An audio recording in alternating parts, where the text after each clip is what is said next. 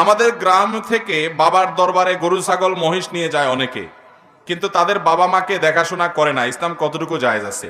নকল বাবা নিয়ে লাফালাফি, আসল বাবার খবর নাই। নিজের বাপরে ভাত দেয় না, কোথাকার কোন নকল বাবার জন্য গরু ছাগল নিয়ে যায়। কে শিখাইছে আপনাদেরকে এই সমস্ত? অনেক পীর, অনেক বাবা এরকম আছে যে তোমাদের যত জমি জমা আছে সব আমাকে দিয়ে দাও, আমার দরবারে দিয়ে যাও।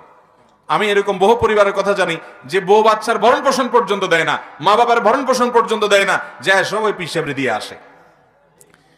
পীর সাহেব সে যদি মুরিদদের সব টাকা এরকম কুলায় কাছায় নেয়, তাহলে তো এটা পীর সাহেব না, এটা পয়সাওয়ালা সাহেব, টাকাওয়ালা সাহেব। ভাইরা আমার, আমাদের দান গরিব দুঃখীকে আমরা দিব, আলেমুল আমাদেরকে আমরা হাদিয়া দিব, কিন্তু আমাদের সব কিনে নিয়ে বাপমার হক আদায় করা ছাড়া যদি কোনো পীরের নামে দেন, আবার নাম দিচ্ছেন বাবা। কত বাবা থাকে একটা মুসলমানের? বাঙালির কোনো বাবার শেষ নাই। দয়াল বাবা, কেরলা বাবা, পীর বাবা। আল্লাহ তাআলা সমস্ত বিভ্রান্তি থেকে আমাদেরকে বেঁচে থাকার তৌফিক